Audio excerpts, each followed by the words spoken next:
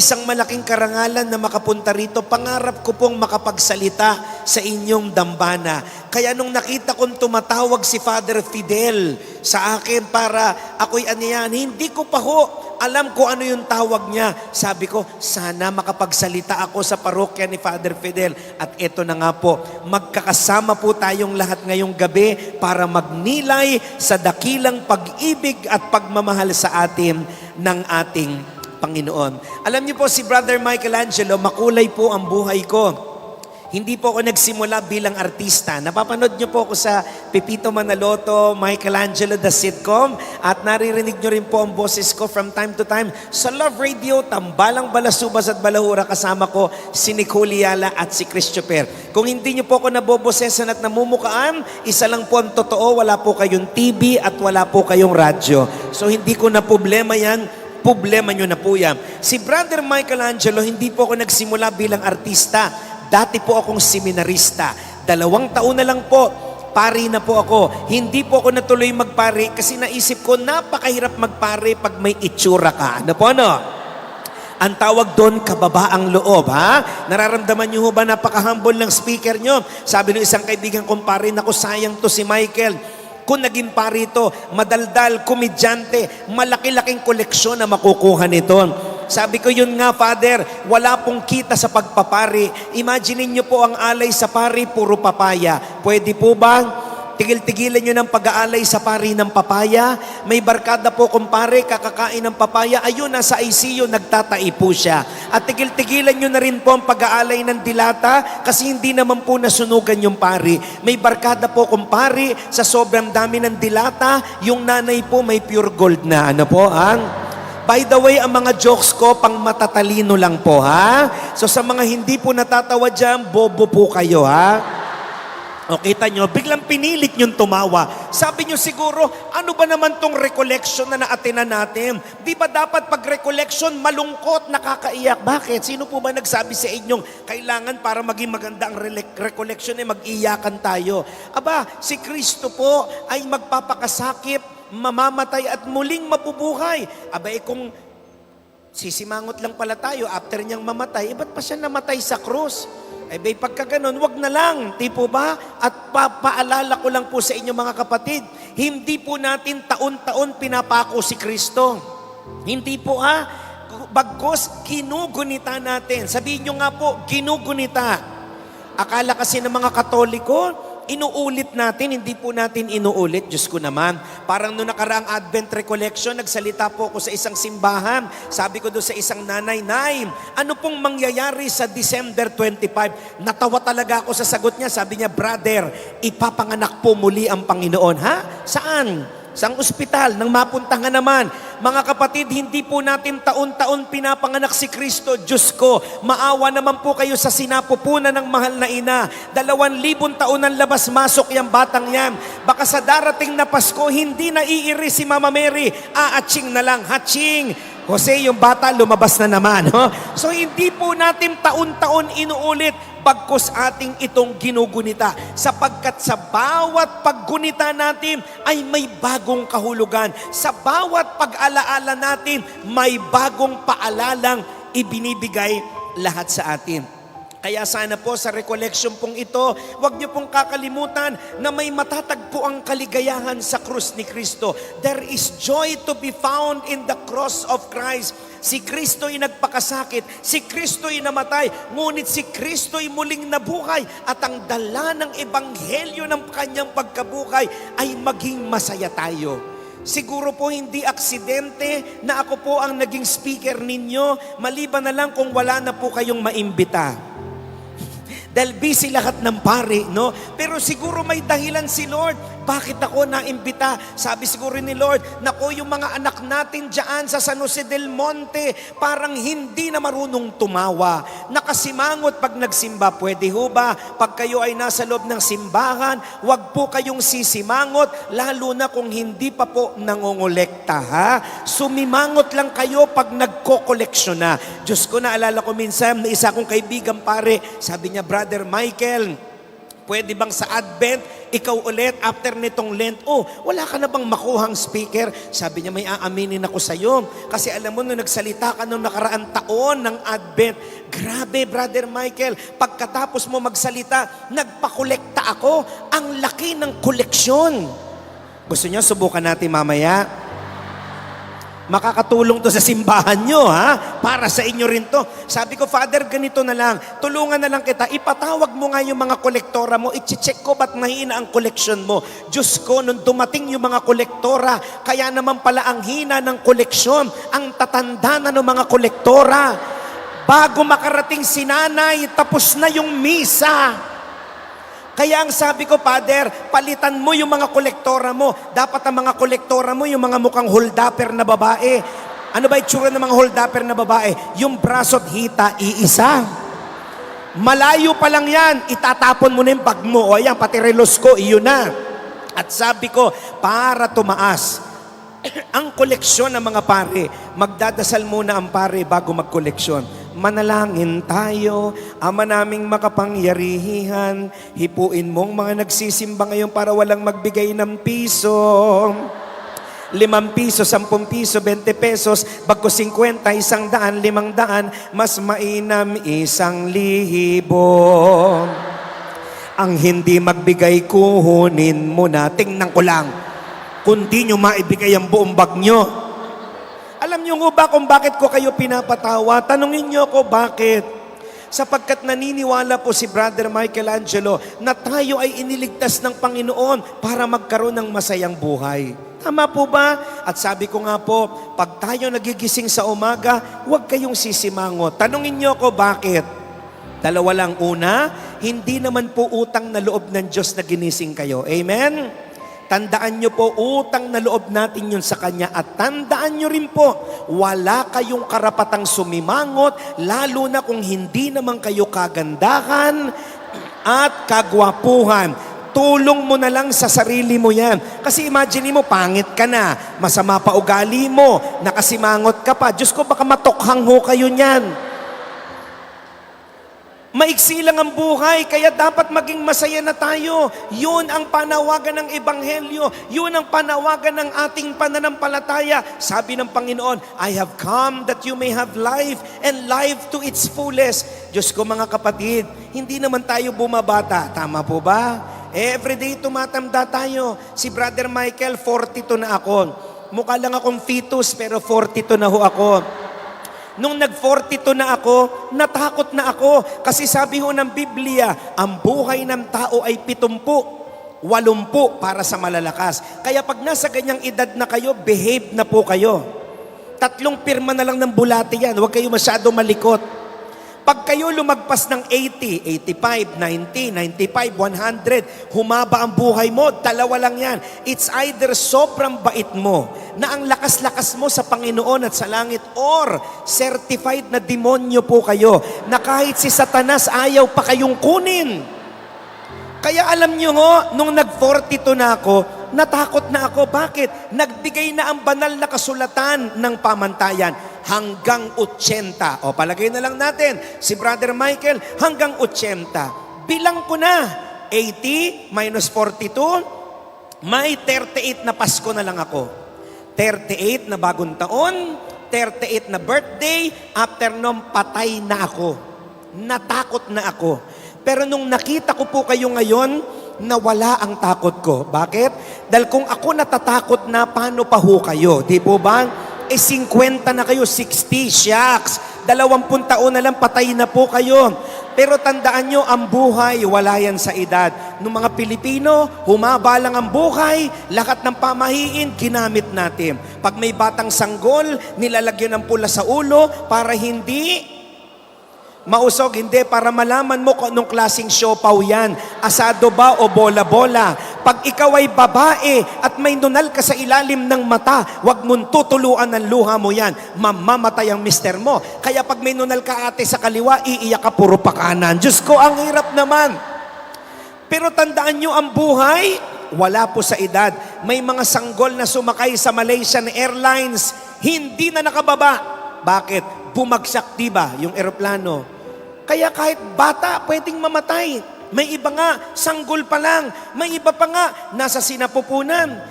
Yung iba, sumakay lang ng eroplano, hindi na nakababa. Kaya ako, takot na takot ako pag pinagshow ako sa abroad o magsasalita ako sa abroad dahil lagi ako nabibiktima ng matatagtag na eroplano. Yung isa itago natin sa pangalang Cebu Pacific, no? Kaya pala Cebu Pacific, sa Cebu ka papunta, sa Pacific ka ibababa. Mas okay na yan kaysa naman Asian Spirit, Asian kang sasakay, Spirit kang bababa. Mas okay na rin yung kaysa naman Zest Air, pagbagsak nun Zesto ka. Pero nagbibiro lang ako, lahat ng eroplano ngayon safe na. Ang rule, pag oras mo na, kahit anong katok mo sa kahoy, kahit kumagat pa kayo dyan sa pew at sa puno ng akasya, pag mamamatay ka na kapatid, mamamatay ka na. Parang nung minsan pumunta ako ng abroad, ang tagtag talaga ng eroplano. Takot na takot ako. Nung una wala akong katabi. Pagtingin ko may katabi na ako, yung kaluluwa ko, humiwalay na sa katawang ko.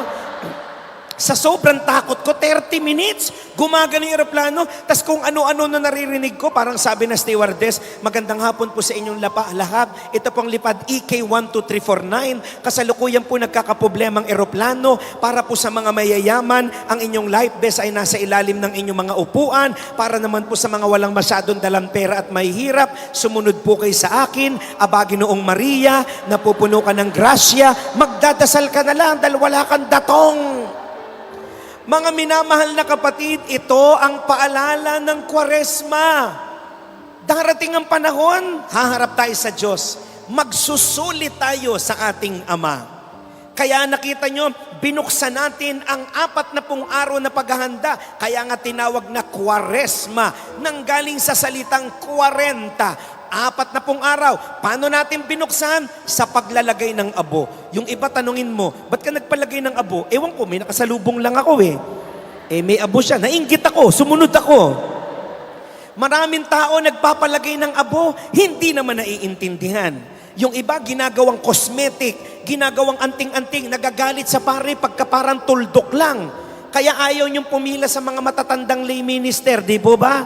Kasi yung matandang lay minister, pag kuha niya ng abo dahil nanginginig, pagdating sa'yo, tuldok na lang. Pinaganda lang ang sinabi, repent and believe in the good news. May isa pa, sabi, from dust you came and unto dust you shall return.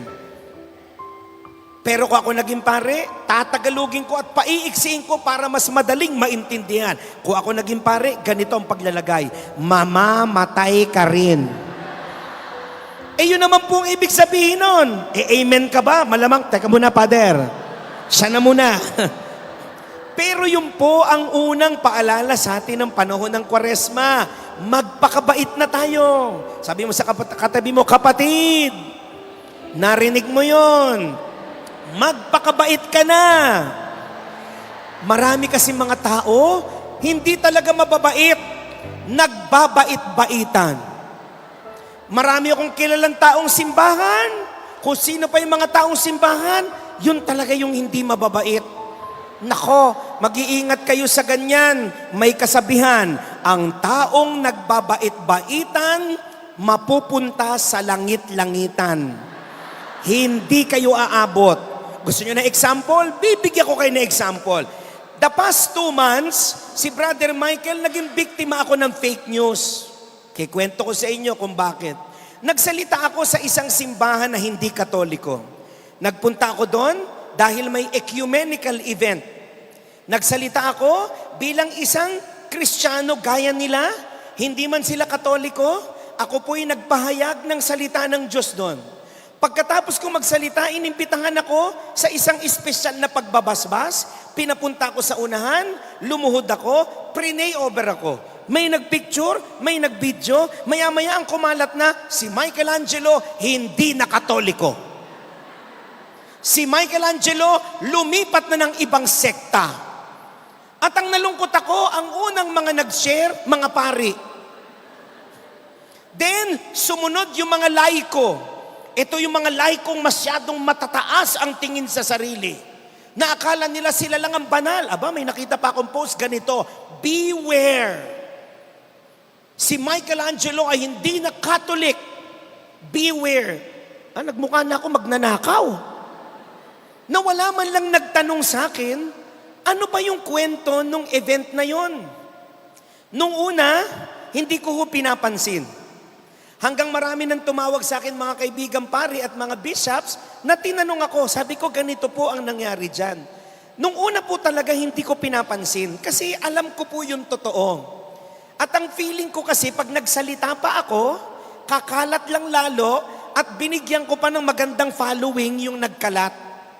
So nung una po hindi ko pinapansin. Kaya lang nung minsan nagsalita ako sa Archdiocese of San Fernando sa Pampanga, nagulat ako na may isa pong lay na nag-post doon sa Facebook at sinabing, bakit nandiyan si Michelangelo? Hindi na Katoliko yan. Kulto na yan. Ang swerte lang po ni brother, nung araw na yun nabasa ko at nakakain po ko ng 2 kilong patola. Pinatulang ko po. Hindi ko po siya inaway sa Facebook, minessage ko siya. Sabi ko, si Brother Michelangelo po ito, pwede po ba tayong mag-usap? Nung kinausap ko, naramdaman ko, mukhang masyado talagang mataas ang tingin niya sa sarili niya. Tinanong ko siya, kapatid, alam mo bang fake news yung pinapakalat nyo? Sabi niya, kasi po ganito po pinoprotektahan ko lang po ang Santa Iglesia. Aba, ikaw na baka ako ang Santo Papa? Hindi mo man lang ako tinanong kung ano nangyari. Hindi nyo ba alam na ginagawa nyo, you are bordering to libel at paninirang puri. Just pinaliwanag ko sa kanya. Sabi niya, ganun po ba? Sige po, hayaan niyo po, brother. Iko-correct ko po at mag-a-announce po ako. Di ako naman, naniwala. Dahil alam ko siya yung nagkalat. Inintay ko, maya-maya may dumating sa akin. Sabi niya, brother, yung kinausap mo, hindi naman po talaga nag-correct. Ito po nakalagay. Nakausap ko na si Mr. Lubrin. At naliwanagan siya. Ako pa yung naliwanagan. Naku, nagalit na talaga ako. Sabi ko, kapatid, pag hindi mo yan itinama, magla-live ako ngayon. At ikikwento ko tong ginawa nyo sa akin. Bakit? Hindi ka ba kako nahihiya sa sarili mo? Tiningnan ko yung Facebook mo, nakaluhod ka pa kay Mama Mary, pero anong ginagawa mo sa kapwa mo? Naninira ka? Nang aapi ka? Nang walang basihan? Yan ba ang Katoliko? Sabi ko, kapatid, pasensya ka na. Mukhang ikaw yata yung sinasabing banal na aso. Santong kabayo. Kaya ngayon, na-realize ko, napakahirap kausap ng mga relihiyoso. Yung mga simba ng simba, yung mga rosaryo ng rosaryo, mga nubina ng nubina, pero walang pag-ibig sa puso. Mga kapatid, kahit po magsimba kayo ng magsimba, magrosaryo kayo ng magrosaryo, magnobina kayo ng magnobina, pero wala kayong pag-ibig at katarungan, mapupunta pa rin kayo sa impyerno. Ngayon, naisip ko, hindi ko na pinapansin. Kasi naisip ko, pag ito pinatulang ko pa, wala na akong pinagkaiba sa kanila. Nisip ko na lang, at least, mas lalo ako sumikat, nag-viral ako, nag-trending ako, at naisip ko ito, sa buhay na to, mas gugustuhin ko nang maging mapagmahal kaysa maging tama. It is better to be loving than to be correct. Okay na ako doon. Kung yan ang pananaw mo sa akin, hindi naman mahalaga sa akin ang pananaw ng tao dapat. Ang mahalaga dapat sa akin ay ang pananaw ng aking Diyos. May kilala nga po ako, taong simbahan. Lahat po ng organisasyon na salihan nun. Mother Butler siya, Apostolada, CWL, Legion of Mary, Daughters of Mary Immaculate, Lector and Commentator. Alam nyo, nung namatay yung matanda, hindi nyo makita sa ataol, puro uniform. Lahat to ng uniform sinuot niya.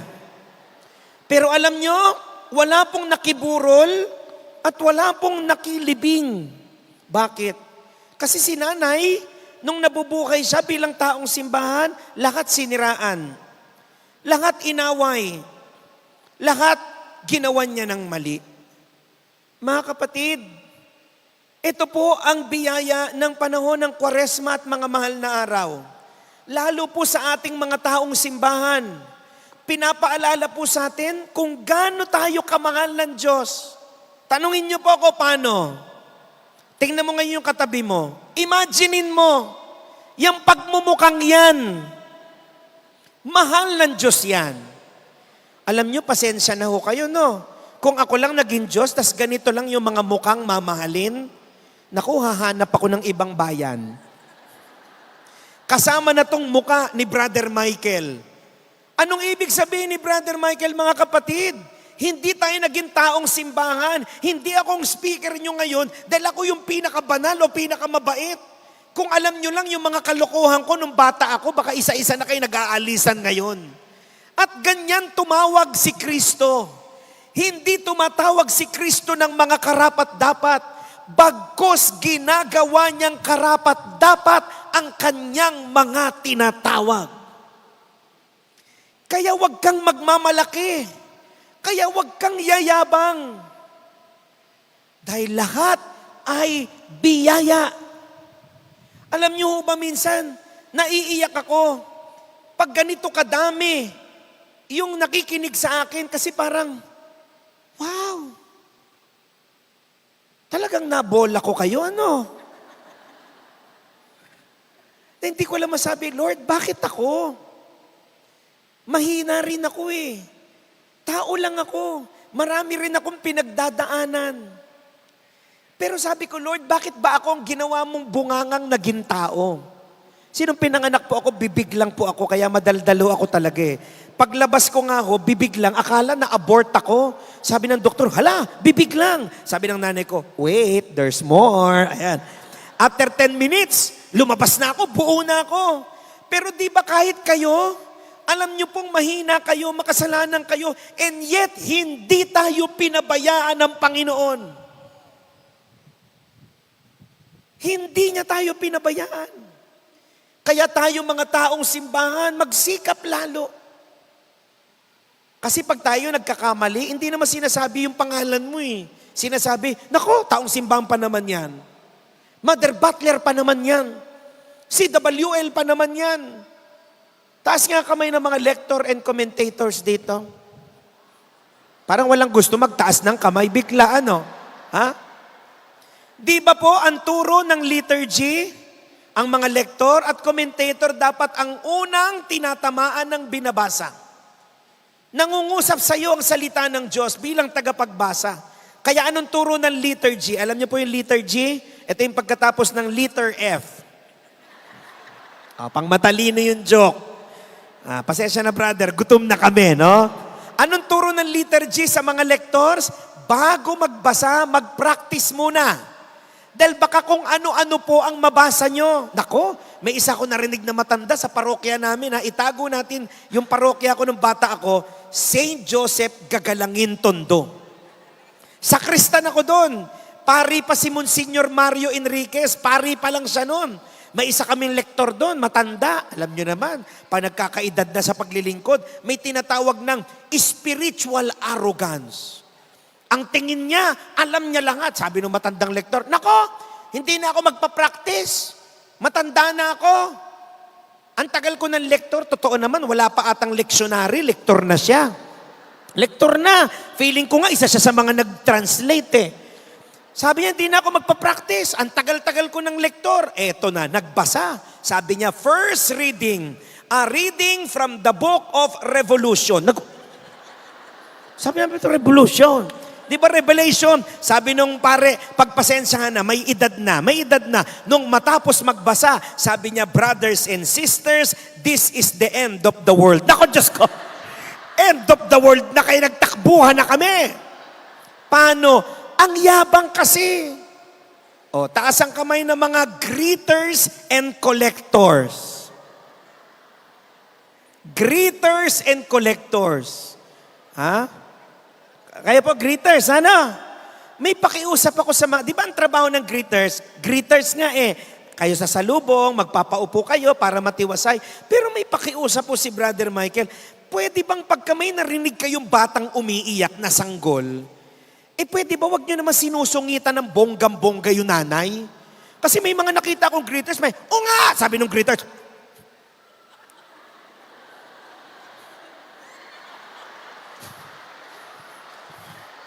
hala, si nanay ang sungit, di naman maganda. Pero mo yung umiyak lang yung bata. Ah!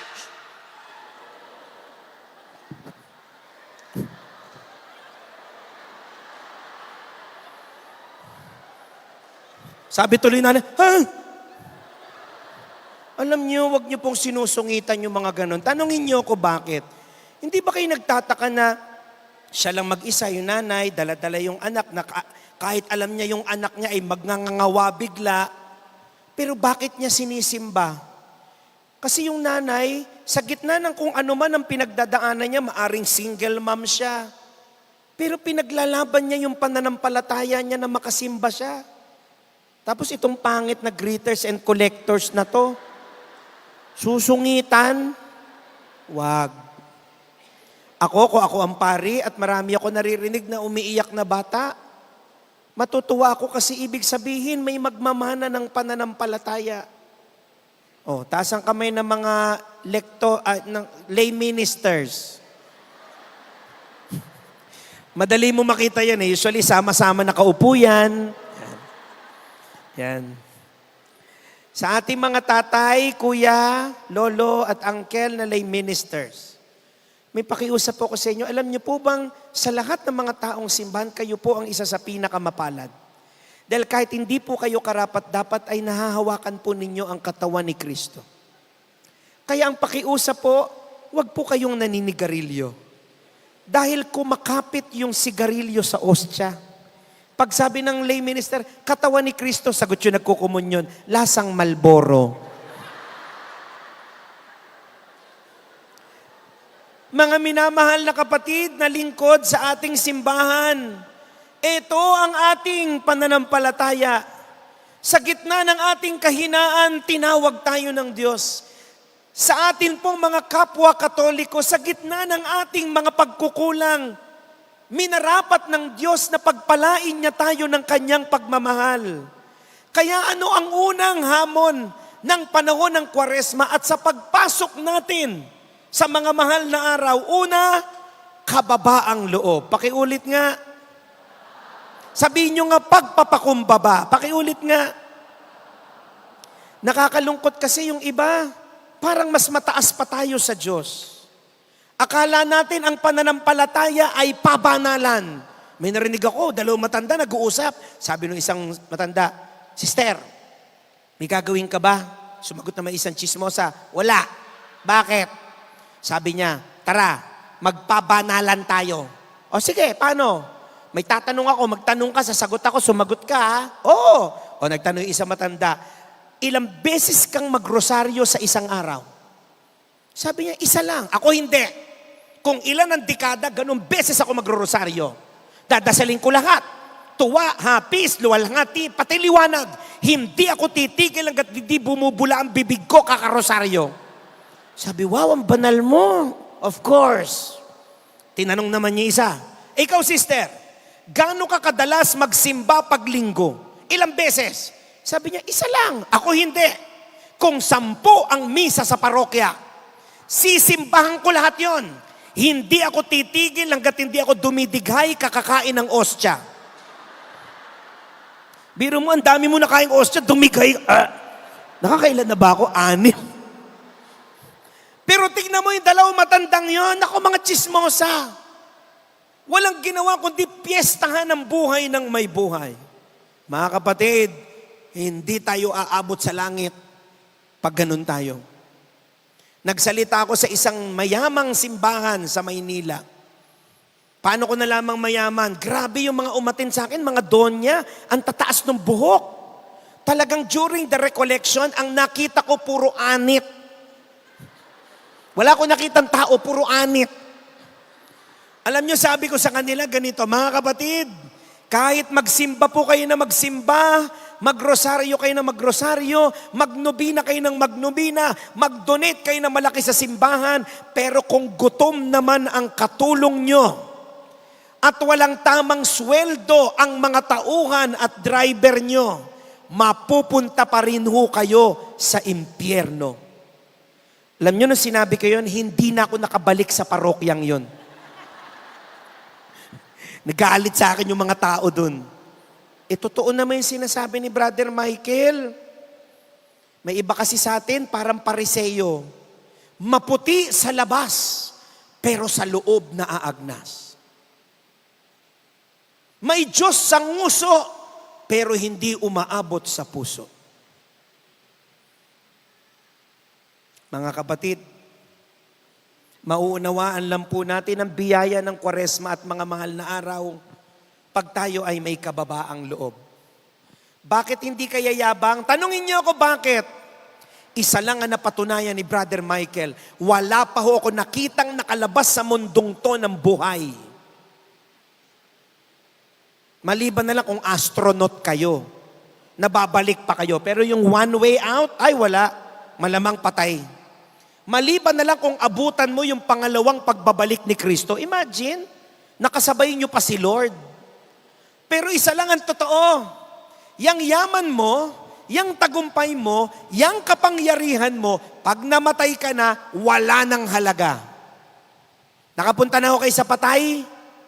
Pag kayo may pupuntahan patay, try nyo. Puntahan nyo yung patay, bulungan nyo. Sabi mo, kapatid, bumangon ka lang dyan, bibigyan kita ng 5 milyon ngayon. All of a sudden, di ba hindi kayo pinapansin? Sabi nung patay, not interested.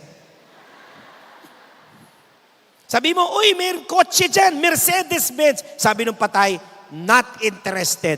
Aba, samantalang nung buhay yan, puro pera, puro gamit, puro papuri at tagumpay. Nung namatay, not interested. Mga kapatid, malay nyo, kaya pala ang sarap ng tawa nyo. Huli na pala yan. Oh. Di na, sabi niya, habulin natin. May isa pa ako nakita, tumatawa yung pustiso, akyat pa na. Nay, ingat, baka malulun mo yan. Ang galing nga ni nanay tinukod na yung dila eh.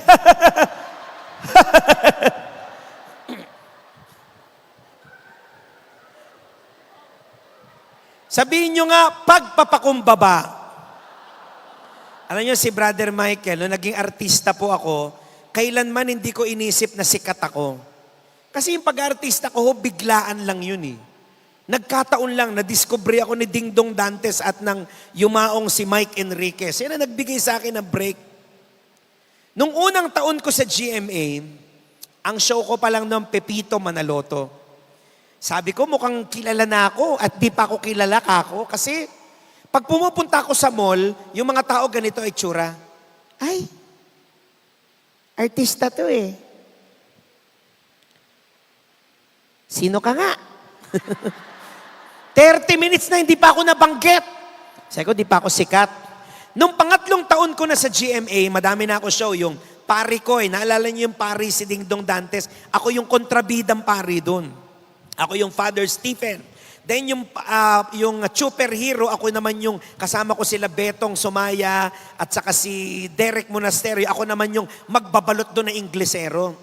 Sabi ko, napansin ko, mukhang sikat na ako kasi pagpunta ko dito sa SM San Jose del Monte, pagpasok ko ng department store, nagkagulo yung pamilya. Sabi, ay, naku, artista to, pa-picture, pa-picture. After magpa-picture, thank you po, Katunying. Anong Katunying?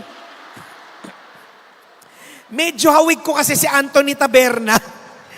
Sabi ko, Diyos ko, hindi pa pala ako sikat. Nung pang 5 taon ko na, bago kasi magpandemya, napapanood nyo rin ako pag Holy Week, ako lang ang isa sa mga palabas sa GMA. Kung sa GMA News TV, komedyante ako, pagdating ko ng GMA 7 pag Holy Week, drama, special. Ayun, nung pumasok na ako doon, pag nakikita na ako ng mga tao, ay, si Michelangelo, nakikita ko to sa YouTube, nakikita ko to sa Facebook at saka sa TikTok, viral lahat ng videos niya. Pero alam niyo ho, kahit kailanman ay hindi ko yan niligay sa ulo ko. Bakit? Isa lang ang totoo. Darating ang panahon, kung may kasikatan man ako kuno, lalaos din ako. Kaya mga kapatid, ang unang biyaya ng panahong ito, pagpapakumbaba. Huwag tayong mayabang. Walang mararating yang yabang na yan. Lahat tayo nagkakasala.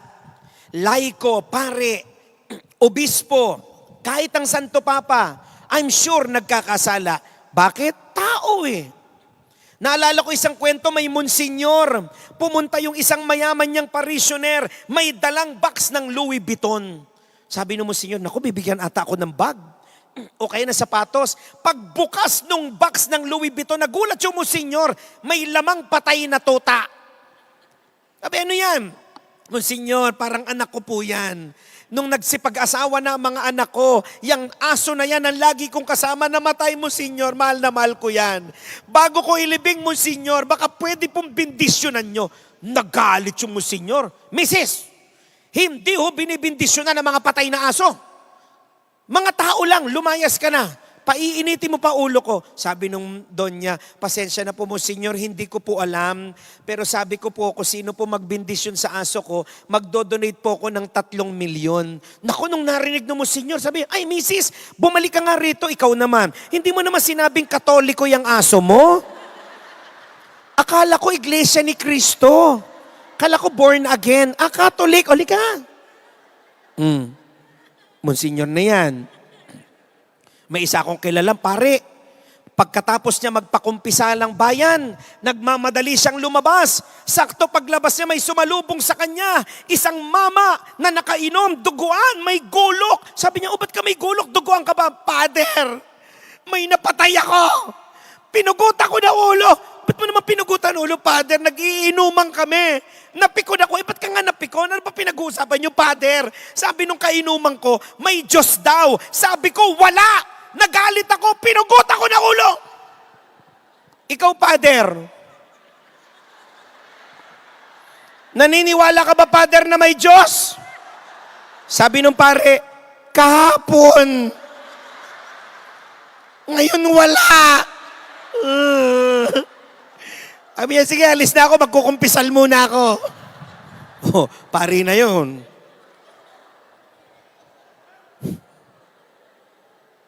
Kaya bakit ka magyayabang? Bakit ka magyayabang?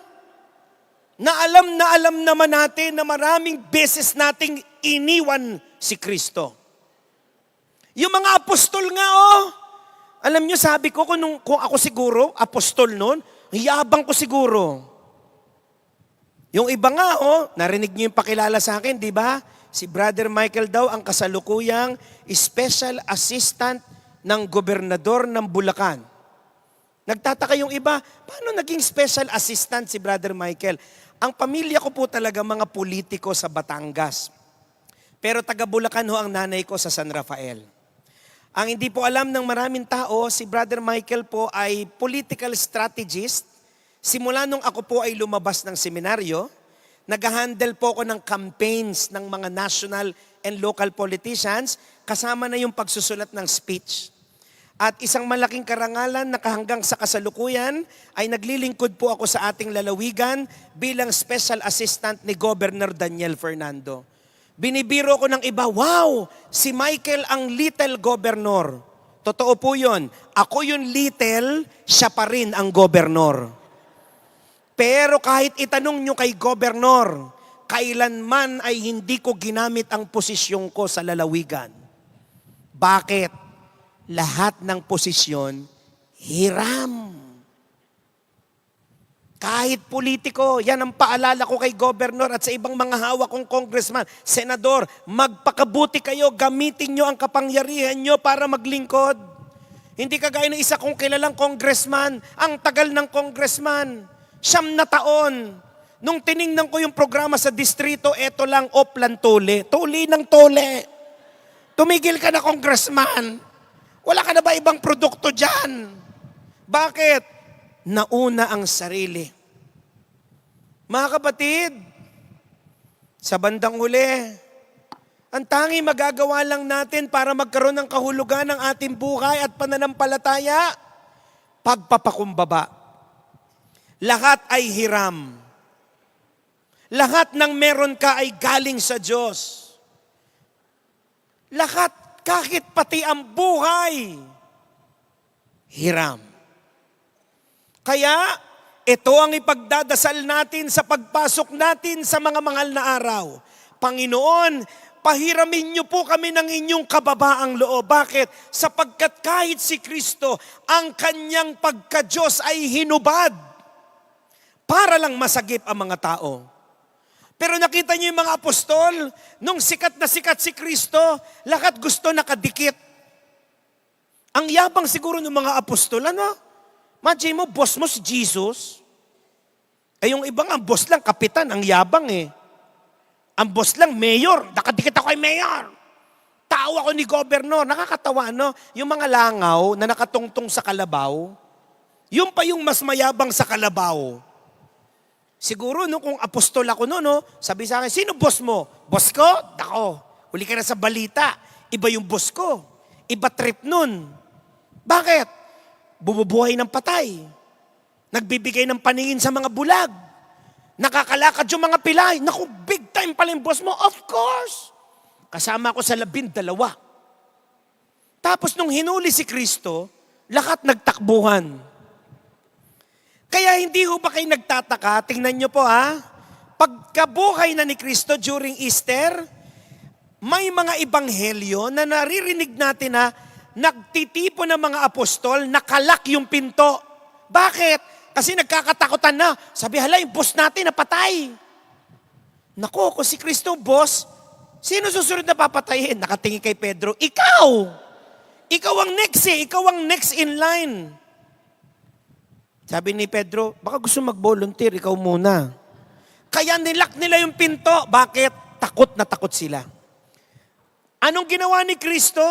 Yung mga imposible ang gusto niyang gawin. Lumusot sa pinto. Jesus broke through the door.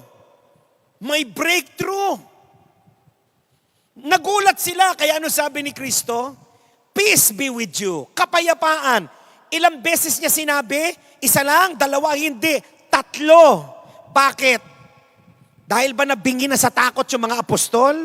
Hindi. Kasi ang gusto sabihin ni Kristo, bati na tayo ha. Kasi malamang, nung nakita ng mga apostol si Kristo, 2 damdamin ang magkahalo. Una, saya. Uy! Buhay na si boss! Pero malamang, ang isang damdamin, nahihiya. Kasi alam ni Kristo, nagtakbuhan silang lahat. Pero ano sabi ni Kristo? Bati na tayo. Mas natatandaan ko yung pagmamahal nyo kaysa sa kasalanan mo. At ganun din tayo tinitingnan ng Panginoon ngayon. Na kahit paulit-ulit tayo nagkasala, ay patuloy niya tayong minamahal. Dahil alam niyang may mga nagawa naman tayong mabuti, kahit papaano. Kay Kristo, sapat na yung kahit papaano. Kasi siya ay Diyos. Sabi mo yung sa katabi mo, kapatid, gumalaw-galaw nang hindi pumanaw. Gumalaw ho kayo ha. Kayo pa naman, pag tinatama kay electric pan, nakakatulog kayo. Baka pagising nyo ho, Advent na. Iba na speaker nyo. Pagpapakumbaba. Pakiulit nga. Pangalawa, pasasalamat. Pakiulit nga. Minsan naglalakad po ako sa mall. Kasi ang pangit naman ko, gumagapang po ako ang dumi-dumi ko noon. Magbabiral na naman ako noon. Ala, si Michael, sira ulo talaga ito. Imagine mo, maglalakad na lang, gumapang pa, no? May tama sa ulo talaga to si Michael. May lumapit sa akin, sabi niya, hi, ikaw ba si Michael? Yung nakikita sa TV, sa Facebook, sa TikTok? Opo, malit ka lang pala sa personal. Sa TV, mukha ka matangkad. Sabi ko, ano ho ba to? Magtatanong kayo o manlalait kayo? Kasi kung laitan nito, may baon din ho ako. Sabi niya, pwede magtanong? Ay, pwede po. Sabi niya, bakit maraming taong malulungkot? Tanungin niyo po ako bakit. Mas malakas pa. Mas malakas pa. Kasi ito yung mga taong walang ginawa kundi bilangin yung mga bagay na wala sila. Kaya ka malungkot. Binibilang mo yung wala. Gusto niyo po ba maging masaya? Yung mga hindi sumagot, simula ngayon, lugmo kayo hanggang mamatay kayo, ha? Sasagot na lang kayo, ang tamad-tamad niyo pa. Gusto niyo ba maging masaya? Gusto niyo bang maging matagumpay? Gusto niyo bang maging answered prayers? Huwag niyong bilangin yung wala. Bilangin niyo yung meron. Ang problema kasi sa'yo, reklamador ka. Pag mainit, ang init. Pag malamig, ay, ang lamig. Sana naging uod ka na lang. Yung uod po, wala atang nararamdaman. Pag ang ulam isda, nagrereklamo ka, isda na naman, hoy, bago ka magreklamong isda na naman, ikaw ba naramdaman mo yung naramdaman ng isda nung pinrito siya? Magpalit kayo ng isda, ikaw ang iprito. At sabihin ng isda, tao na naman, mapapatay mo yung tilapiyang yan. May umiiyak sa akin, babae. Sabi niya, brother, kababae ko pong babaeng tao, mukha po kong lalaki. Bakit? Wala po kong dibdib. Kapatid, kung babae ka at flat-chested ka, mapalad ka sapagkat ang likod mo at dibdib mo ay iisa. Diba? Kahit umikot ang ulo mo, parang wala lang. At pag kayo po ay payat, at kayo'y nagkasakit, maswerte kayo. Wala na pong x-ray yan. Flashlight lang. Kita na agad na may sakit ka. Sabi niyo siguro, Brother Michael, madaling maging masaya kung gaya mo walang pinagdadaan ng problema. Paano ako, brother? Ang dami kong pinagdadaan ng problema. Sino nagsabi sa inyong wala akong pinagdadaan ng problema? Aba, tao rin ako. May mga problema rin ako. Pero naniniwala kasi si Brother Michael dahil alam kong anak ako ng Diyos at alam kong anak din kayo ng Diyos. Pag anak tayo ng Diyos, kung may pinagdadaanan kang problema, dumaan ka lang, huwag kang tumambay. Bakit? Sapagkat kasama natin ng Diyos. May mga kapatid ba akong El Shaddai dito? Yan, mga chismosa yan. Joke lang. Parang ako, El Shaddai ako ha? Di ba may kanta tayo sa El Shaddai? Sabi ng kanta sa El Shaddai, kasama natin ang Diyos, di ako matatakot, di ako malulungkot, kasama natin ang Diyos, dumaan man ako sa ilog, di ako malulunod, dumaan man ako sa apoy, di ako masusunog, kasama natin ang Diyos, di ako mababalisa. Di ako malulumba, hahay, kasama natin ang Diyos. Ayun naman pala eh. Sabi kanina ng ating mahal na kaibigang pari, the Lord will always go before us. Sabi ng Panginoon, huwag kang mag-alala, mauuna ako dun.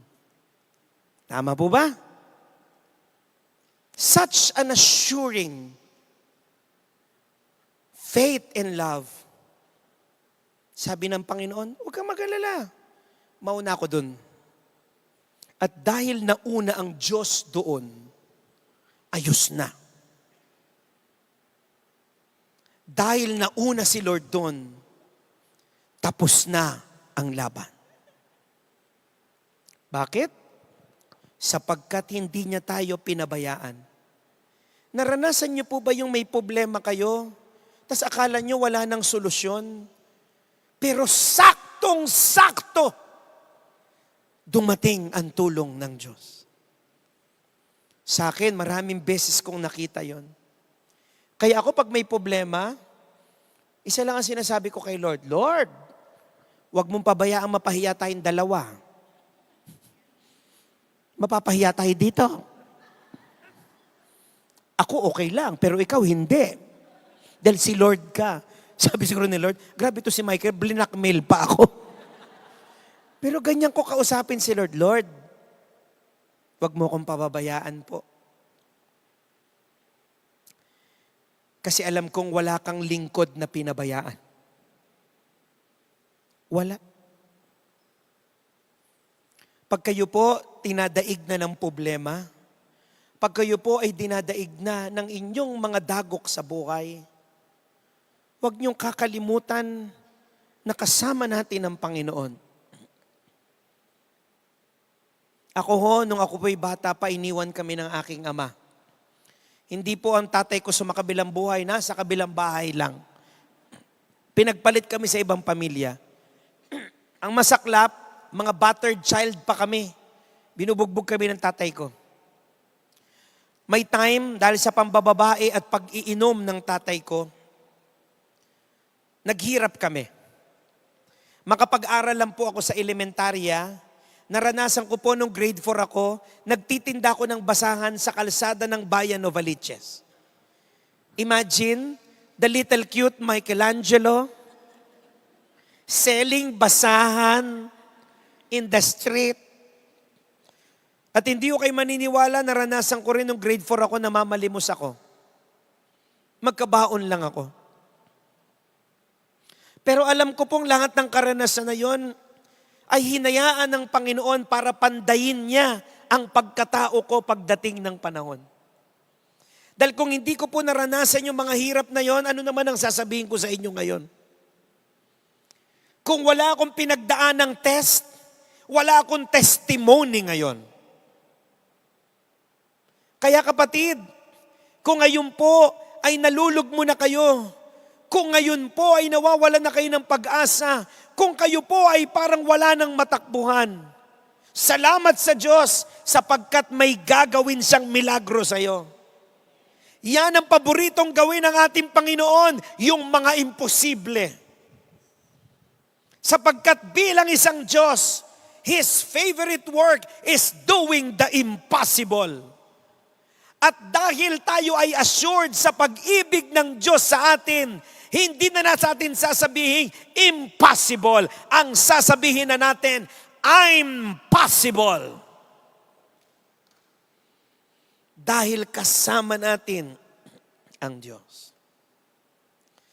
Pasasalamat ang susi ng magandang buhay. Pasasalamat ang susi ng matibay na pananampalataya. Ang ating pananampalataya kay Kristo ay nakaugat sa pasasalamat, Eucharistomen, Eucharistia. Ang ibig sabihin ay thanksgiving. Ang banal na misa ay hindi lugar para humiling lang. Ang banal na misa ay lugar para magpasalamat. May iba kasi ang misa ginagawa lang wishing well. Nalilito na ang Panginoon kung Panginoon ba siya o pengi noon. Lord, pengi nito. Lord, pengi noon.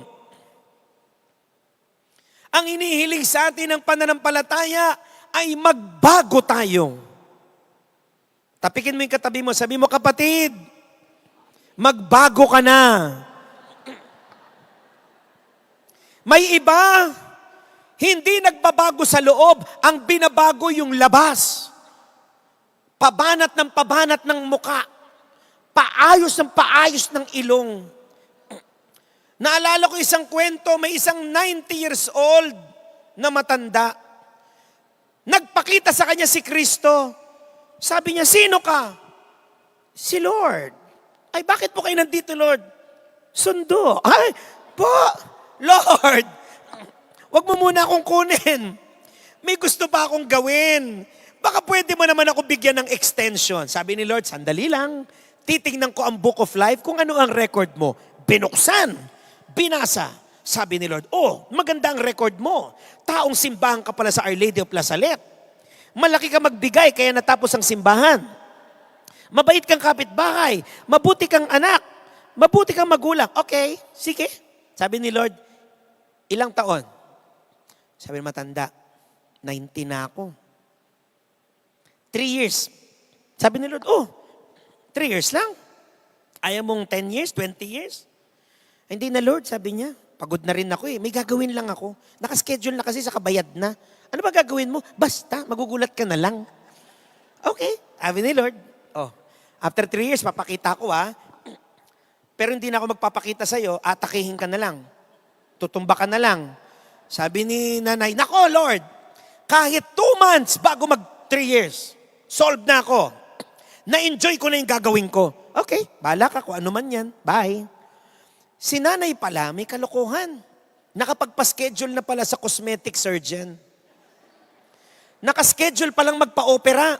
Magpapalagay ng bewang, magpapalagay ng puwet, magpapalagay ng dip-dip, magpapabanat ng muka. Na sa sobrang galing nung doktor na pinuntahan niya, pagtanggal ng benda, yung 90 years old nagmukhang 42. Pati siya hindi niya namukhaan yung sarili niya. Sabi niya, ang galing ni Doc, basta wag lang magsalita yung matanda.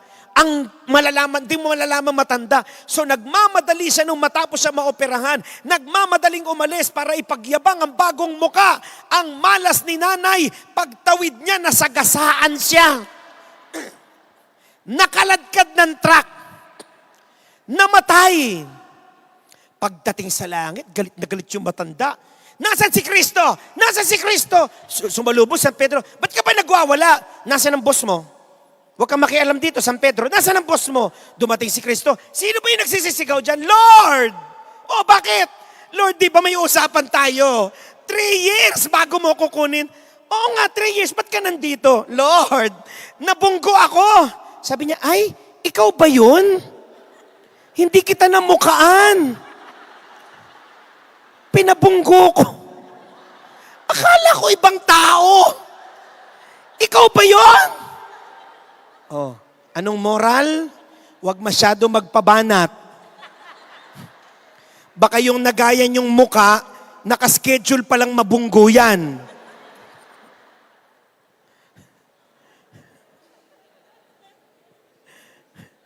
Saka ang hirap din pag masyadong banat. May kilala kong donya, kaibigan ko, banat na banat yung muka. Namatay yung mister. Hindi namin malaman kung umiiyak siya o tumatawa. Sabi niya, Pabling, bakit mo naman ako iniwan? Lungkot na lungkot ako. Sabi ko, tita, nalulungkot ka ba talaga? Buwisit na mukha to. Kung kailan naman ako nagpabotok, saka naman namatay tong asawa ko. Hindi daw niya malaman kung tumatawa siya. Mga kapatid, ang pagbabagong inihiling sa atin ay pagbabago sa kalooban. O, sa darating na linggo, huhudyatan na natin ang pagpasok ng mga mahal na araw. Nakakatuwang isipin, sa English, ang layo nung translation. Sa English, Holy Week. Pero sa Tagalog, mga mahal na araw. Mamaya papaliwanag ko. Mga mahal, sapagkat ang kabanalan, yung Holy Week, manggagaling sa pagmamahal. Kita nyo? Pag nagmamahal ka, magiging banal ka. Pag nagmamahal ka, nabibiyayaan ka. Masaya sa linggo. Bakit? Araw ng palaspas. Pag tinanong mo yung tao, bakit kami palaspas? Naku brother, bagsak presyo ngayon. Nung pandemya, ang mahal ng palaspas, sumabay sa taas. Ngayon, 3.20. Wow! Grabe! Tas galit na galit kayo pag hindi na wiwisikan. Halos ingod, Pader! Pader! Pader! Kay pare, puro galos, Sabi ko pag ako naging pare, hindi ako gagamit ng pangwisik. Bombero. Pag uwi mo ng bahay, nakahubad ka na. Nangyari, ang lakas ng tubig. Asan yung palaspas? Ito, naging sampagita. Buisit yung pari doon. Gusto nyo, trip nyo, basang-basa. Di okay. Pag tinanong mo, bakit ka nagkuha ng palaspas? Brother, pag naglagay ako sa pinto ng palaspas, hindi na ako mananakawan. Tangek. Pag di ka naglak ng pinto, mananakawan ka pa rin. Sabi, brother, pag may palaspas, wala na mangungutang. Ang taong gipit, walang palaspas na pinalalagpas yan. Kahit balutin mo yung buong bahay mo ng palaspas, pag pwede kang utangan ka niyan. May iba naman, brother, yung lumang palaspas, pag nilaga at pinainom sa biyena na may sakit, mawawala ang sakit. Totoo yun. Alam nyo ba yun? Mamamatay yung biyenan nyo eh. Ang dumi nun eh. Magtatai muna yan, tapos yun, manghihina, patay na. Wala na sakit. Wala na rin yung may sakit. Mga kapatid, hindi. Alam nyo ba kung ba't may palaspas? Ang pinapaalala niyan pag naglalagay tayo sa bahay ay ito, si Kristo ang hari ng bahay na ito. Wala po yung anting-anting. Kayo naman. Tapos pagpasok ng Holy Monday, ayan na. Ang showdown ng matatandang garal-galang boses, kada barangay may pasyon. Di ba? Kahit masakit sa tenga yung pasyon, wala, si nanay pa rin ang kumakanta. Pero alam nyo ba, pag may pasyon, dati nung di pa ako artista, lahat ng pasyon kinakantahan ko. Bakit? May tsibog eh. Di ba? May kainan. Di ba? May agahan.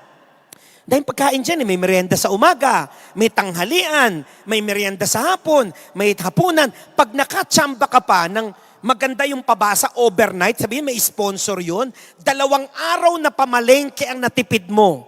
Pumunta ka doon kahit pangit ka kumanta ka lang. Tapos mas mahaba yung kain mo kaysa sa kanta. Dati kinakarir ko yan, pero nung naging artista na ako, medyo nahiya na ako. Hindi na ako basta-basta kumakanta sa pasyon hanggat hindi ko alam ang menu. Siyempre, level up, artista na ako. Kaya, kasi ang pangit naman, alangan tanongin ko, excuse me, ano pong ulam? Mukha kang patay gutom na. Alam nyo ba, malalaman nyo kung ano pong handa sa pasyon? Pag kinanta na yung aral. Alam nyo yung aral? Ang unang letra ay adobo, ere naman ay relleno, ang ikatlo'y arroz caldo, may kasama pang liempo. Nako, Diyos ko! Liempo! Takbuhan lahat down! Pero hindi naintindihan yung pasyon. Hala! Mga kapatid, huwag niyo pong gawing malaking drama ang pananampalataya. May iba ganyan ginagawang drama. Parang sinakulo. Nakita niyo mga gumaganap sa sinakulo? Ang babait. Walang mukhang magnanakaw. Lahat nagtitika. Alam niyo, pinakamagandang sinakulo na nakita ko sa Batangas. Kung gusto niyo maiyak kayo, doon kayo pumunta. Kasi yung Kristo doon, taon-taon siya lang. Nakadayat yun, hindi pwedeng tumaba. Kasi wala ka naman nakitang Kristo na botsok. So yung Kristo doon, pag pinapako at sinusugatan, maaawa ka talaga. Tapos kaya gustong-gusto ko pumunta doon sa Sinakulo, sa Batangas. Grabe doon. Yung announcer, madadala ka. Ang galing magsalita nung announcer. Maiiyak ka. Nung nakaraang Holy Week, Good Friday, na late ako ng dating. Pagdating ko doon sa Sinakulo, late na ako. Nakapako na yung Kristo. Kasi kaya ako na late, nagsalita pa ako sa 7 last words. Nag-7 last words pa ako sa ABS-CBN noon. Naku, nagmamadali ako. Pagdating ko sa Batangas, nakapako na yung Kristo. Maaawa ka. Talaga yung Kristo namimilipit, may sugat. Sabi nung announcer, tingnan nyo. Tingnan nyo. Namamatay ang Panginoon para sa inyo. Sabi ng mga tao,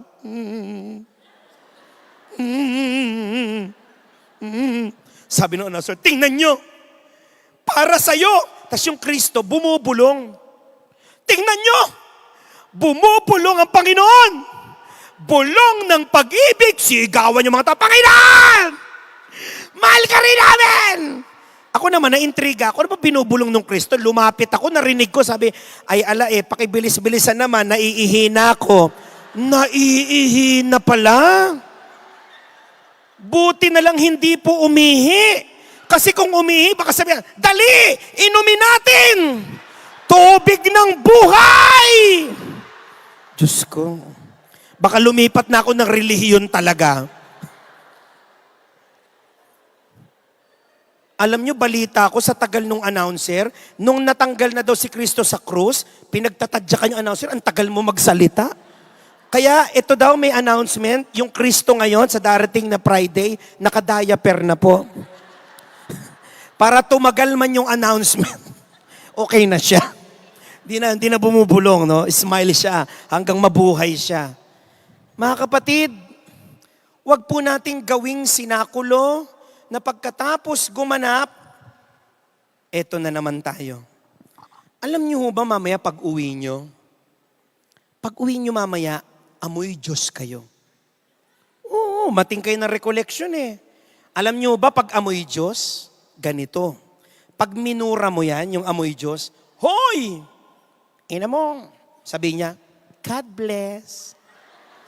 Magugulat yung nagmura. Hala, God bless ako. Kare-recollection ko lang eh. Pag yung nag-amoy Diyos, sinampal mo. Pak!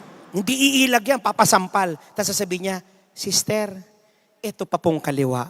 Kasi nakalagay sa Bible, di ba? Pag sinampal ka sa kanan, ihatid mo na yung kaliwa. Yun ang pagiging maka-Diyos. Ang problema mga kapatid, after po ng isang linggo, mag-iiba na po ang amoy nyo. Magiging amoy anghel na lang kayo. Paano yung amoy anghel? Pag yan sinampal mo, pak! Hindi natatamaan, iiwas na. Oops! Anghel na lang. Pag yan minura mo, huy! Ina mo! Sabi niyan, di gaganti. Pag tumalikod ka, ina mo rin. Kaya na. Anghel na lang eh. Eto masama. After 1 week, magbabago na naman ang amoy. Ito na yung BSDU.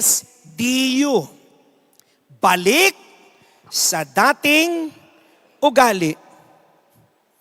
Pwede ho ba makiusap? Nakikinig po ba kayo? Pwede ho ba kung kayo aabot hanggang dyan na lang? Maiintindihan ko.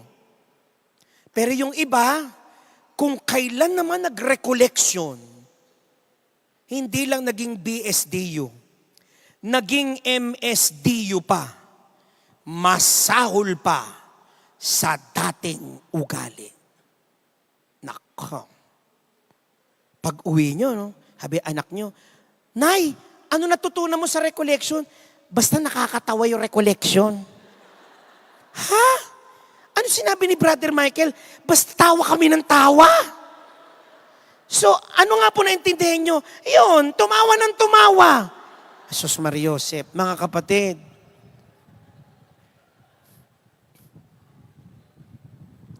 pasasalamat. Gusto nyong humaba ang buhay nyo? Amen? Gusto nyong mabless? Amen? Gusto nyong maabot pa ang mga pangarap nyo? Amen? Pasasalamat. Every day. Every single moment. Alam nyo ba, habang tumatawa kayo, may hindi na nagising ngayon. Tama? Habang nagrereklamo kayo, naisda na naman ang ulam, dahil Kwaresma, marami doon sa mga lugar na may gera na hindi kumakain. Tapos magrereklamo ka? Noong nakaraang araw po, nagsalita ako sa isang barangay sa Pasig. Daming tao rin. Tuwan-tuwa yung mga tao.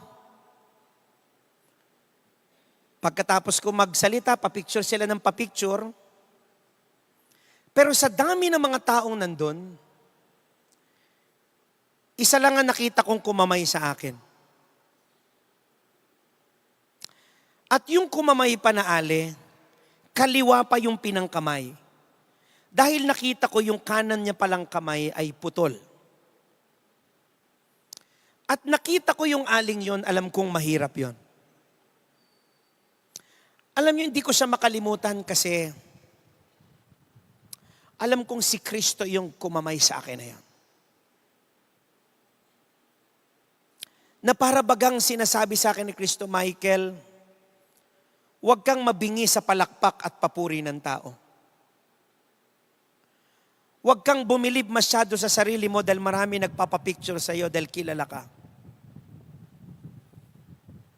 Pinaalala sa akin nung araw na yun ng Panginoon na matatagpuan ko lang ang tunay na kahulugan ng pagsasalita ko sa mga taong gaya ni ate, na kapos at may kakulangan.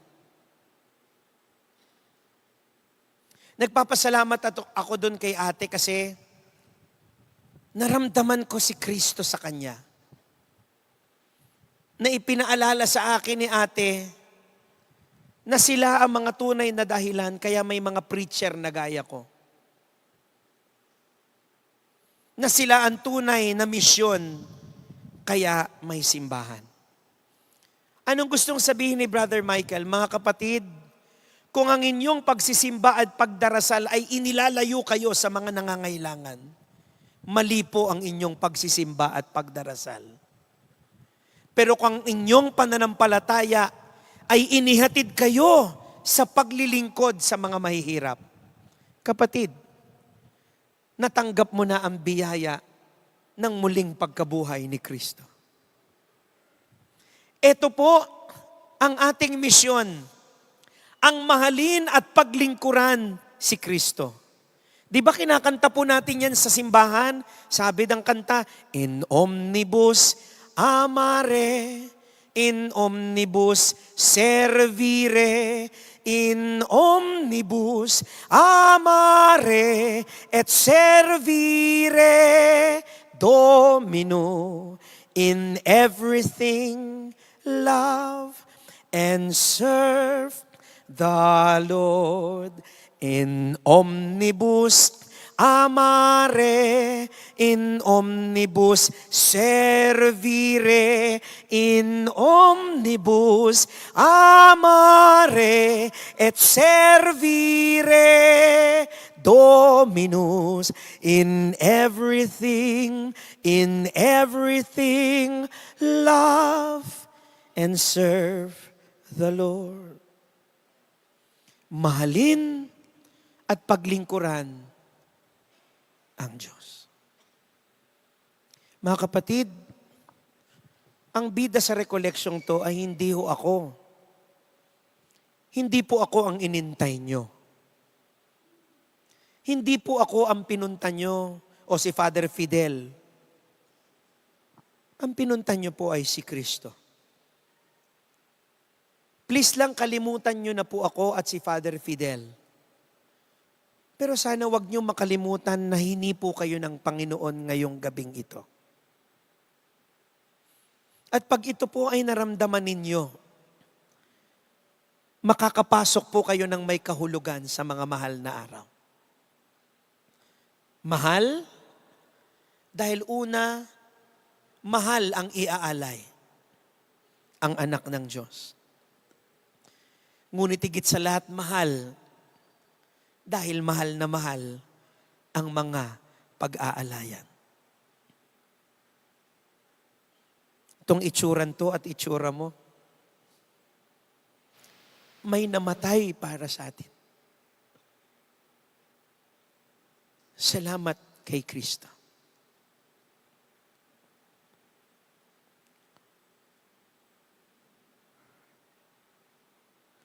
Pag panahon ng mahal na araw, maraming tao iniisip lang nila, kaya namatay si Kristo kasi makasalanan ako. Kailangan pa bang i-memorize yun? Bisyo na yun. Alam na natin yun.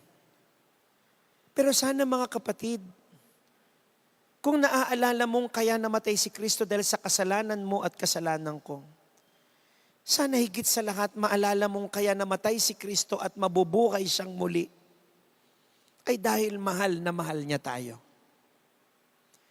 Pag yun ang nilagay mo sa isip mo, kahit Biyernes Santo nakangiti ka, kahit Biyernes Santo magdidiwang ka.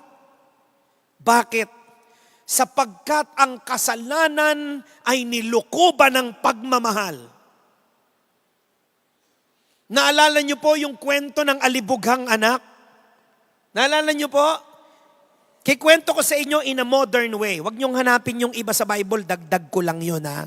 Para gumanda lang ang kwento. Di ba?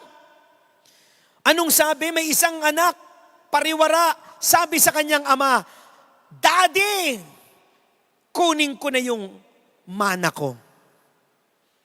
Aba, kung ako anak ko yan, putok ang bibig niyan. Bakit? Kailan ba kinukuha ang mana? Pag patay na ang magulang. So parang ang sinabi ng anak na walang ya, Hoy, Daddy, dahil para sa akin patay ka na, akin na yung mana. May narinig ba kayo sa tatay? Wala. Di ba ganun ang mga magulang? Kahit na nasasaktan na kayo, tahimik lang kayo.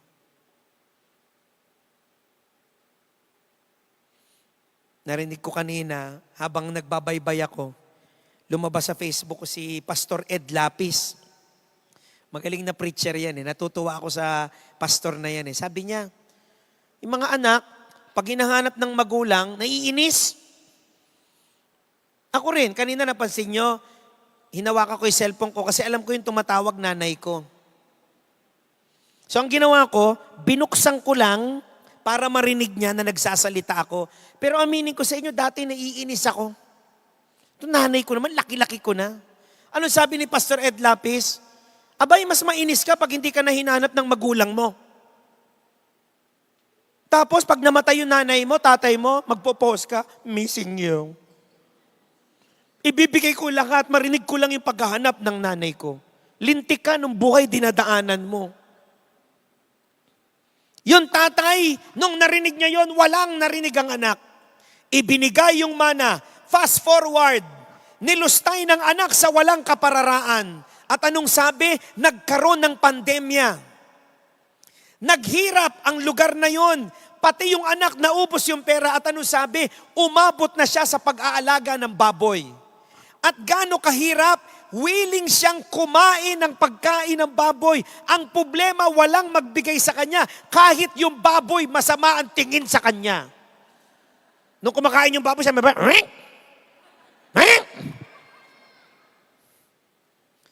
and then, ano sabi? The son got back to his senses. Napagtanto ng anak, aba, sa bahay namin yung mga yayay, yung mga katulong, nagtatabaan. Dala-dalawa ang cellphone. Napansin nyo na yung mga kasambahay natin, ano? Mas mayaman pa sa amo, 2 cellphone. Pag naglalaban, naka-earpiece. No? Tapos mas sexy pa yung short sa amo. Sabi nung anak, babalik ako. At sasabi ko sa tatay ko, Daddy, nagkasala ako sa iyo at sa langit. Huwag mo na ako ituring na anak. Ituring mo na lang ako na isang alipin mo. Sabi nyo, yun naman pala eh. Nagbalik loob yung anak. Oo, pero hindi sincere. Bakit siya nagbalik loob? Nagutom eh. Di ba ganyan din tayo? Nung malakas tayo, ang lakas nating kumita, ang dami nating tagumpay, di naman tayo nagsisimba. Nung nagka-cancer na, Lord, ibibigay ko sa iyo lahat to. Gumaling lang ako. Di ba? Tapos pag gumaling na, wala na naman. So fast forward, bumalik ang anak. At anong sabi ng banal na kasulatan? Patakbong sinalubong ng ama. Anong ibig sabihin nun? Nag-iintay yung tatay. Siguro since day one, na umalis, di ba ganon ang mga magulang? Kahit yung anak mo tumakas, nagpariwara, nag-aantay ka pa rin na babalik. Anong sabi? Pasalubong na niyakap. Ako yun, pasalubong kung pagtatatadya ka niyo, bumalik ka pa. Ano nga? Ubos na? Ubos? Pero hindi. Niyakap. At nung niyakap na, sabi ng anak, time to say the spill. Sabi niya, Daddy! Tinakpan agad yung bibig. Anak, huwag ka na magsalita. Ang bantot ng hininga mo. Walang laman yun. Huwag nyo nang hanapin yun. Dinagdag ko lang para maiba.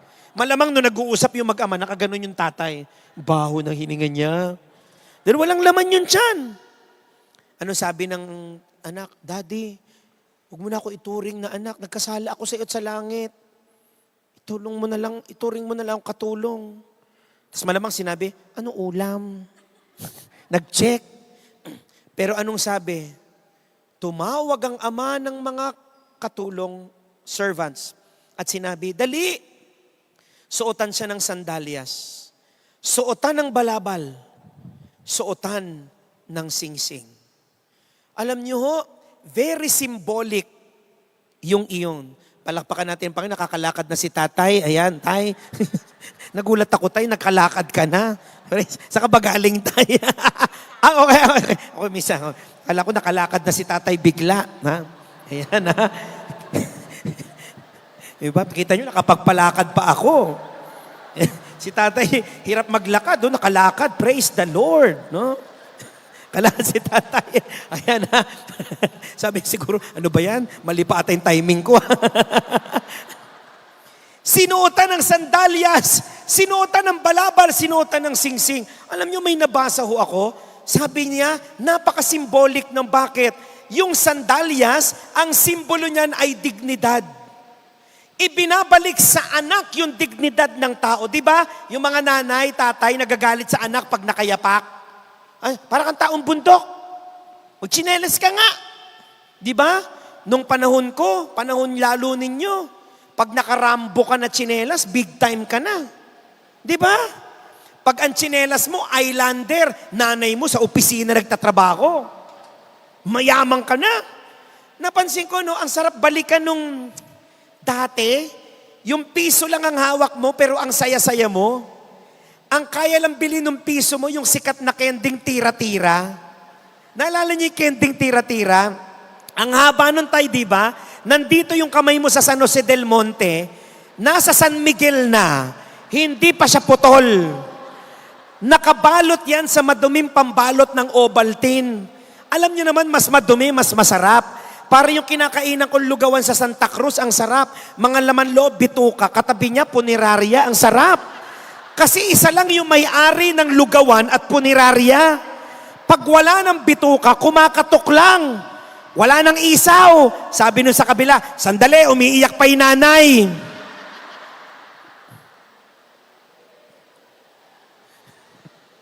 Siniutan ng balabal. Sabi nung isang nabasa kong Bible commentary, yung pagsusuot ng balabal, ang nagbabalabal lang nung panahon na yon, mga royalty. Mga may sinasabi sa lipunan. Mga alta sa syudad. Mga taong pinanganak na may pilak na kutsara sa bibig. Silver spoon. Tayo silver swan lang. Toyo pa. Kasuka, di ba?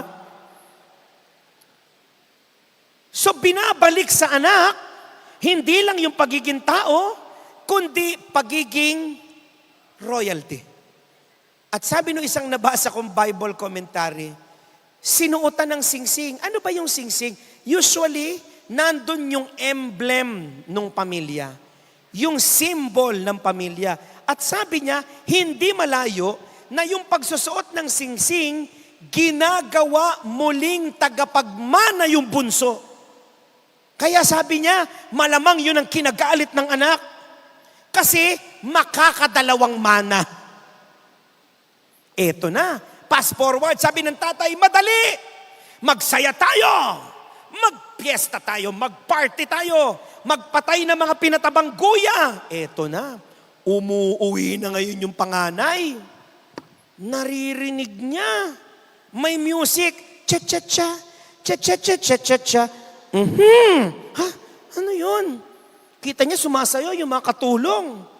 Tapos nandun yung kapatid. Ayaw pumasok. Tinawag niya ngayon yung katulong. No? Sabi, ano meron dyan? Ako hinala ko yung nagsulusol yung katulong eh.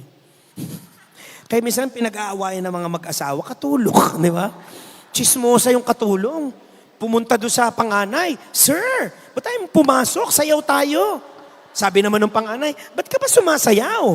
Sabi niya, ano bang meron? Naku, sir, yung kapatid mo yung walang ya, yung kinuha yung mana, naku, bumalik. Naku, sir, magugulat ka. Nakwento. Huwag nyo nang hanapin yun, dinagdag ko lang yon. Feeling ko kasi, ganun ang nangyari eh. Hindi na lang siguro nilagay yun, nahahaba yung ebanghelyo eh. Sabi na ko, sir, yung kapatid mo sinulutan ng sandalyas, sinuutan ng balabal, at eto malupit, sinuutan ng singsing. O di magmamana ulit. Nako. Sige sir, alis na ako. Bumalik yung katulong sa loob. Lumabas naman yung tatay, anak, ba't ayaw mong pumasok? Sabi nung anak, Daddy, buong buhay ko, nagtatrabaho ako sa Farmville. Alam niyo yun, naglalaro kayo niyan. Candy Crush. Sabi niya, pero ni minsan, hindi mo man lang ako binigyan ng pinatabang guya para mag-enjoy kami ng mga kabarkada ko. Nanumbat na. Anong sabi ng ama? Anak, lahat ng meron ako ay sa'yo. Ngunit ang kapatid mo ay nawala, pero siya'y natagpuan. Siya'y namatay, ngunit muling nabuhay. Ako sa palagay ko, dapat ang title ng ebanghelyong yan, hindi talinhaga ng alibughang anak, kundi ang talinhaga ng tunay na pagmamahal. Ang hirap maunawaan eh, no? Tinanggap pa rin kahit sa gitna ng kanyang kasalanan. Ito ang inspirasyon ng mga mahal na araw. Sa gitna ng paulit-ulit nating pagkakamali, kung mas makulit ang kasalanan mo, tiyak na mas makulit ang pag-ibig ng Diyos sa iyo. Pagpapakumbaba, ano yung pangalawa? Bago tayo matapos yung pangatlo, pananaw. Pakiulit nga. Sabihin nyo nga po, pananaw. Ito ang ibibigay sa atin ng Kwaresma. Ito ang magiging biyaya sa atin ng mahal na araw. Bibigyan tayo ng bagong pananaw. Marami kasing mga tao, mali-mali na ang pananaw. Ang tama nagiging mali. Ang mali nagiging tama. Ang mga Pilipino, nawawalan ng malay. Di ba? Saan kayo nakakita ng mga tao pag may baha, lumalangoy? Sa Bulacan. Diba? Sa Ubando, naglalanguyan pagbaha. Nagbaha sa Japan, Australia, lahat nag-iiyakan. Doon, pag may baha, lahat naglalanguyan. Dito ka lang nakakita ng mga tao na pag may naumpog at nadulas, pinagtatawanan pa natin. Pag may naumpog, puk, lalapitan mo, masakit. Alaga, yung pug kita na maramdaman mo, walang yaka. Di ba mag-aminam tayo, hindi na kailangan itanong, tinatanong pa. Pag sasakay ka ng jeep, may sumisigaw, San Jose, alis na, San Jose. May lalapit, Manong San Jose? Hindi, Tugigaraw, sama ka? Back and forth tayo hanggang mamatay tayong dalawa, buisit ka. Nung misa magsasalita ako sa isang parokya, naglalakad ako, may nadaanan akong kanal. Ang lalim ho pala, sister, nung kanal. May nalaglag doon sa kanal. Yung kawawang nalaglag hanggang dito yung tubig. Malunod-lunod siya. Lahat na nakakita sa nalaglag, nagtawanan. Ako lang ang hindi tumawa dahil ako yung nalaglag. Dito ka lang makakakita ng mga tao na, di ba, namimili kayo ng speaker. Pag hindi nyo gusto speaker, uwi na kayo. Late ba? Uwi na ako. Sabi nila, naku, hintayin natin yung Santo Niño. Makikita natin siya in person. Pero di ba pag hindi nyo trip yung speaker, labas kayo ng labas. Ihi kayo ng ihi. Daig nyo pa may balisaw-saw at tanggap ng labada. Pero ngayon, wala ako nakikitang tumatayo. Lahat nagtitiis. Yung iba umiekis-ekis na. Hindi pa ba matatapos tong bubwit na to? Ihing-ihi na ako. Di ba mag-aminan tayo? Namimili kayo ng paring sisimbahan. Ang swerte nyo, yung paris priest nyo, magaling mag-preach. Di ba? Nabibless tayo. Pero di ba pag nabibwisit ka sa pare, pag di mo gusto, di ka naman nakikinig sa misa. Paikot-ikot ulo mo, lahat napapansin mo, walang electric pan. Basag ang salamin. May gagamba. Pangit ng pare. Lahat na lang napansin nyo. Para yung kapitbahay namin, hindi makapagtapos-tapos magrosaryo. Kasi pag nagro-rosaryo, lahat napapansin niya. Sabi niya, sa ngalan ng Ama, ng Anak, ng Espiritu Santo, Aba Ginoong Maria, pakisara nga ang pintuan. Aba Ginoong Maria, nakang bintana, nakabukas, umuulan. Aba Ginoong Maria, nakamplancha, nakasaksak. Aba Ginoong Maria, ng timba, nadulas ang lola mo. Kaya sabi niya magrosaryo, Aba Ginoong Maria, napupuno ka ng pinto. Ang Panginoong Diyos ay sumasa bintana. Bukod kang pinagpala sa babaeng plancha, pinagpala ka naman yung anak na timba. Ayan, kung ano nasabi. Dahil walang malay. Di ba mag-aminan tayo? Ganun tayo. Para nung last Friday, nakaraang Friday, may nakasabay ako matanda, nag-istasyon ng cross. Siguro sa sobrang labo ng mata, hindi na malaya nung matanda, mali yung nadasal niya. Alam niyo ba't mali? Imbis na 1 to 14, baliktad yung pagkadasal. 14 pababa. Nauna yung dulo. So sinita ko, sabi ko, Nay, mawalang galang na po, patapos ka na, kanina pa kita tinitingnan, mali naman yung nadasal mo. Sabi niya, bakit mali? Nay, baliktad po. Sabi niya, ha? Baliktad ba? Kaya naman pala kanina pa ako nagtataka, imbis na pahina ng pahina si Lord, palakas siya ng palakas. Dahil imagine ninyo, nakapako si Kristo, bumaba, kumain pa. Last Supper kasi yung una. Kasi baliktad. Mga kapatid, pananaw. Sana po, pagkatapos ng recollection ito, magbago yung mali mong pananaw. Yang kapitbahay mo ba, iba relihiyon, yakapin mo. Huwag mong awayin. Sa palagay nyo ba, mas maliligtas tayo kaysa sa mga iglesia, dating daan, Apostolic Catholic Church, mga aglipay? Baka sa ugali natin, baka mauna pang maligtas yun. Huwag. Pag may taong nagkamali, wag natin pag-usapan. Sino ka ba para humusga? Mga taong hilig magturo. Makasalanan. Mga taong simbahan, no? Pag naka-uniform, pag naglakad. Lahat na madaanan, makasalanan. Lang. Ang yabang-yabang ni nanay maglakad, no? Uniform eh. Pero pag nakita mo na may kili-kili, may namumuong sama ng panahon. May low pressure area. Ang itim. Kung anong initim ng kili-kili, ganun ang budhi.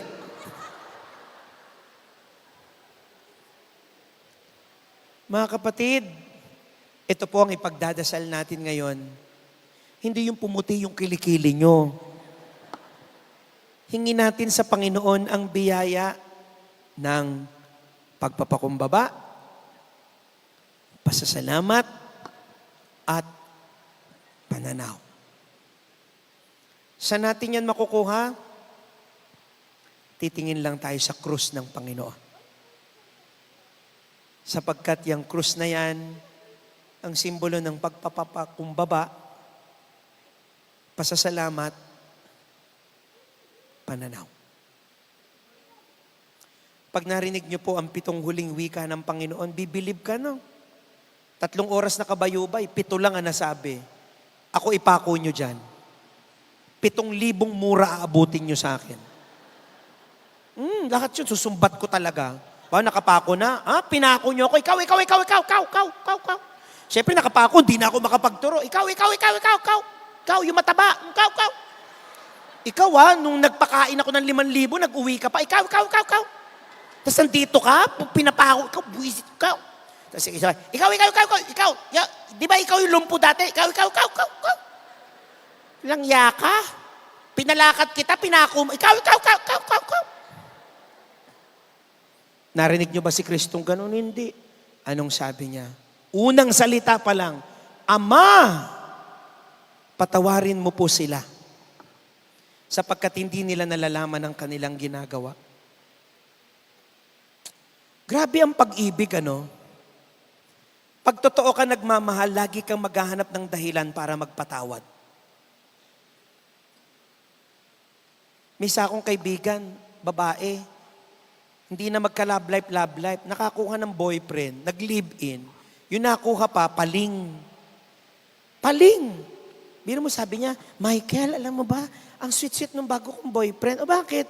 Alam mo, pag nagdi-date kami, Michael, ang sweet niya. Siya o-order ng pork chop, ako ketchup. Ha? Ikaw ketchup? Kasi ikaw bayad? Okay lang, diet naman. Tapos alam mo, Mike, ang bait-bait nun, sabi niya. Pag kailangan ng pera nun, hindi na yun humihingi, kumukuha na lang. Ha? Ganon? Hindi ba nakaw na yun? Tapos minsan nga, Mike, paggising ko, wala na sa tabi ko. Tapos wala na rin yung rep ko. Inisip ko, baka na-misplace ko. Na-misplace. Ninakawang ka na. Pero mukhang ganun ata ang pagmamahal, na. Nakakahanap lagi ng dahilan, makahanap ng excuse para sa minamahal.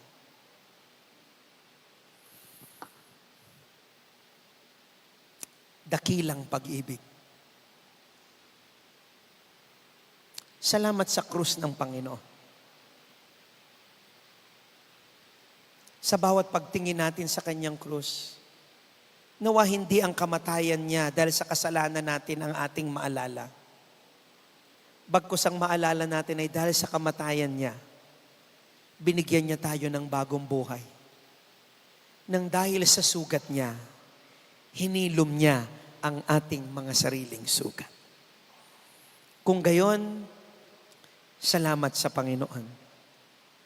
At yon ang hamon niya sa atin. Huwag tayong bibitaw.